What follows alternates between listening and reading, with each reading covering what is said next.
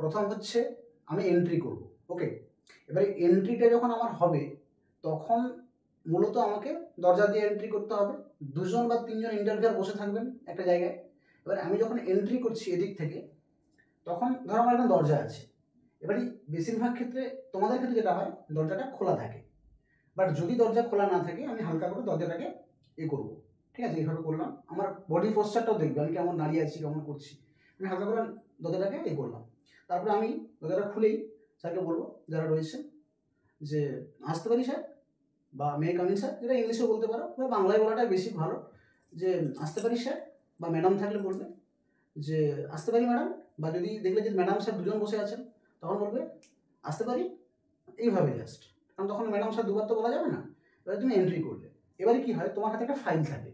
But তোমাদের ক্ষেত্রে, এই প্রাইমারি ক্ষেত্রে ম্যাক্সিমাম ক্ষেত্রে কি হয় না, ফাইল ভেরিফিকেশনের যে কাজগুলো থাকে, তোমার ডকুমেন্ট ভেরিফিকেশনের কাজ, সেটা আগে হয়ে যায়। সুতরাং তুমি কিন্তু ফাইলটা তোমার হাতে থাকার কথা না। বাট ইনফ্যাক্ট যদি এরকম সিস্টেম হয়, কখন কোন বছর কেমন সিস্টেম হবে বলা, তোমার হাতে ফাইল থাকলো, তো তুমি ফাইল নিয়ে আসছো। ফাইলটা কিভাবে থাকবে তোমার কাছে? তুমি দেখো ফাইলটা, আমি এটা একটু জেনারেল ফাইল লিখেছি, ভালো ফাইল রাখবে, কভার ফাইল। এবারে ফাইল যখন ছেলেরা ঢুকবে তখন তাদের কিন্তু এইভাবে থাকবে, এইভাবে। ঠিক আছে, আর মেয়েরা যদি থাকো, মেয়েরা, তাহলে তারা চেষ্টা করবে এইভাবে রাখতে। ঠিক আছে, যদি মেয়েরা হও। বাট মেয়েরাও এরকম রাখতে পারো, বাট ছেলেরা অবশ্যই এইভাবে রাখবে, বাম দিকে। ঠিক আছে, এবার তুমি এন্ট্রি করলে, আসতে পারি স্যার, উনি বলবেন যে আসুন।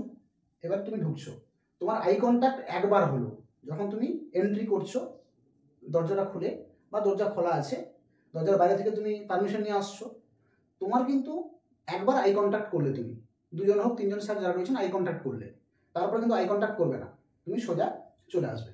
এবং তুমি যখন আসছো, তুমি কিন্তু স্ট্রেট থাকবে, মানে এরকম এইভাবে জোরে জোরে, বা এইভাবে তুমি এইভাবে, এরকম নয়, তুমি সোজা আসবে, কিন্তু আই কন্ট্যাক্ট করছো না। তুমি সোজা আসছো, আই কন্ট্যাক্ট করছো না, তুমি এসে ওনাদের টেবিলের সামনে দাঁড়ালে, তোমার পাশে চেয়ার আছে এরকম একটা জায়গায়। ওকে, এবারে তুমি সবসময় চেষ্টা করবে ফাইলটা যেদিকে আছে, চেয়ারটা যেন তোমার উল্টো দিকে থাকে, মানে ডান হাতের দিকে যেমন চেয়ার থাকে, ডান হাতের দিকে যেমন চেয়ারটা থাকে, বাম হাতে যেমন ফাইল আছে, তার ডান হাতের দিকে যেমন চেয়ারটা থাকে। এবারে তাহলে তুমি এরকম দাঁড়াচ্ছ, তোমার চেয়ারটা এখানে আছে। ওকে, স্যারেরা দাঁড়িয়েছেন, এরকম 3জন বসে আছেন স্যার ইন্টারভিউয়ার। এবার তুমি এখানে দাঁড়ালে, এবার তুমি আই কন্ট্যাক্ট করো 3জনের সঙ্গে। ঠিক আছে, তোমার ফাইলটা এরকম ধরা আছে, তুমি বলছো, দেখা গেল সবাই স্যার রয়েছেন, স্যার যারা রয়েছেন, তো বলবে যে গুড মর্নিং স্যার, বা তুমি বাংলায় বলতে পারো সুপ্রভাত স্যার। সুপ্রভাত থেকে গুড মর্নিং বলাটাই ভালো। কিছু কিছু বাংলা টার্ম আছে যেগুলো বলতে খুব অকওয়ার্ড লাগে, কারণ আমরা ওটা অভ্যস্ত নই, সেই কারণে অকওয়ার্ড লাগে। যারা খুব সাবলীলভাবে বলতে পারবে তারা বলতে পারো, সুন্দর লাগবে শুনতে। বা গুড মর্নিংও বলতে পারো, এরকম কোনো ফ্যাক্টর নেই যে তুমি এটাকে বাংলায় বলতেই হবে, বা বাংলা মিডিয়ামে আমার ইন্টারভিউ হচ্ছে সব বাংলায় বলতে হবে, এমনটাও নয়। বাট আমি বলছি, যদি তুমি ইংলিশে বলো, তাহলে অবশ্যই বলার সময় প্রোনাউন্সিয়েশন যেন ঠিক থাকে এবং স্পেলিংটাও ভালো করে মনে রাখবে, কারণ আমরা বাঙালি তো, ইংলিশে খুব সবাই খুব মানে স্টুডিয়াস নয়। এবার তুমি জিজ্ঞেস করছো স্যারকে, গুড মর্নিং স্যার। দেখা গেলো একজন স্যার একজন ম্যাডাম আছেন, তাহলে তখন কি করবে, good morning sir, good morning madam, eye contact করছো এবার 2জনের সঙ্গে। ওকে, এবার দেখা গেল যে 3জন আছে, 3জনের মধ্যে নিশ্চয়ই এমন হতে পারে 2জন ম্যাডাম 1জন স্যার, বা 2জন স্যার 1জন ম্যাডাম, তখন আমরা দুবারই বলবো good morning sir, good morning madam. Okay, আমরা কিন্তু আবার একজনকে গুড মর্নিং বলবো না, কারণ দেখা গেল যে 2জন হয়তো স্যার 1জন ম্যাডাম, বা 1জন স্যার 2জন ম্যাডাম, ম্যাডামদেরকে আমরা একবারই ম্যাডাম বলবো, বা স্যারদেরকে আমরা একবারই স্যার, দুবারই টোটাল বলবো, সে যতজনই হোক না কেন। আর যদি সবাই স্যার বা ম্যাডাম হন, একটা মানে জেনারেল হন, তাহলে আমরা একবারই বলবো, এবারই বললাম। এবার তুমি দাঁড়িয়ে থাকবে, তুমি কিন্তু বসে পড়বে না চেয়ারে, বা তোমার চেয়ারটা রয়েছে, এবারে ওনারাই বলবেন যে হ্যাভ এ সিট, বা উনি বলতে পারেন যে বসুন। এবার যখন বসবে তখন তুমি কিন্তু এইভাবে দাঁড়িয়ে আছো, তোমার দাঁড়ানো কিন্তু এইভাবে আছে। অনেকে কি করে দাঁড়ানোর সময় এক পায়ে ভর করে দাঁড়ায়, এইভাবে, অনেকে হয়তো এইভাবে। ঠিক আছে, তখন তোমার দেখো টোটাল বডি পোস্টারটা কিন্তু চেঞ্জ হয়ে যাচ্ছে, এইভাবে, মানে কনফিডেন্ট লেস লাগবে, এটা আনফ্রেন্ডলি লাগবে, এরকম দাঁড়িয়ে থাকা মানে ক্যাজুয়াল তুমি দাঁড়াচ্ছ। বাট তুমি কনফিডেন্ট লাগতে হবে, তার জন্য তুমি সোজা দাঁড়াবে। সোজা মানে এরকম যে এরকম দাঁড়াতে হবে উন্নত শির বলো মমশির, এরকম নয়, তোমাকে দাঁড়াতে হবে যেন আই কন্ট্যাক্টটা একদম নোজ টু নোজ হয়, ওনার নোজ তোমার নোজ যেন ঠিক থাকে। ঠিক আছে, এইভাবে তুমি দাঁড়াচ্ছ। এবার এইভাবে বা এক পায়ে ভর করে দাঁড়াতে যাবে না। ঠিক আছে, এবার তুমি কি করছো, দেখলে যে টেবিলের সঙ্গে চেয়ারের ডিস্টেন্সটা কত আছে, যে টেবিলের সঙ্গে চেয়ারের ডিস্টেন্সটা হয়তো তোমার ঢুকে যাওয়ার মতো স্বাভাবিক নেই, তাহলে তুমি কি করবে, ডান হাতের টেবিল চেয়ারটাকে একটু হালকা সরিয়ে নেবে, হালকা। অনেকে কি করে এরকম করে বসিয়ে দিল, বা এরকম করে এমন করে করলে যেমন বিশাল শব্দ হচ্ছে হচ্ছে, বাট জেন্টলি করবে, ঠিক আছে, শান্তভাবে করবে, হালকা করে তুমি সরিয়ে আনলে, তারপরে তুমি ঢুকে সোজা এইভাবে বসবে। অনেকে আবার এরকম করে বসতে যায়, এরকম বসতে যাবে না, তুমি ওনাদেরকে মুখ করে হালকা করে ঢুকলে এবার বসবে। এবার যখন তুমি বসে পড়ছো তখন তুমি, এবার আমি বসার কাজটা করছি, আমার দাঁড়িয়ে কাজ হয়ে গেছে, কি করলে না এইভাবে এলে, এসে সামনের দিকে মুখ থাকবে, যে তুমি বসলে। এবারে বসার পর কি করলে, ফাইলটা তোমার কোলে থাকবে, এবং বসার সময় তুমি কি করবে না, তোমার হাতটা এইভাবে হালকা, দুটো আঙুলগুলো রয়েছে হালকা এরকম করে থাকবে, যেটা খুব জোরে যেরকম করতে হবে এমনটা নয়, হালকা একটু থাকবে, এইভাবে বসবে তুমি, ঠিক আছে। কারণ এটা হচ্ছে, এই যে তুমি বসছো, এটা হচ্ছে তোমার পাওয়ার পোজ, ঠিক আছে।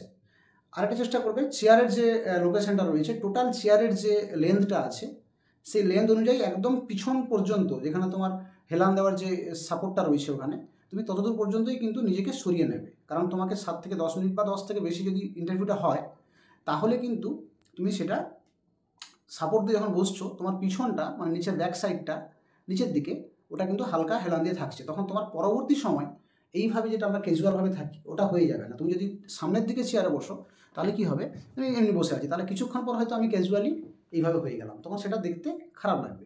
তো আমি চেষ্টা করবো চেয়ারের একদম শেষ প্রান্ত পর্যন্ত এগোবো এবং হালকা এইভাবে বসে থাকবো, এবং এই পোজটাকে পাওয়ার পোজ বলে।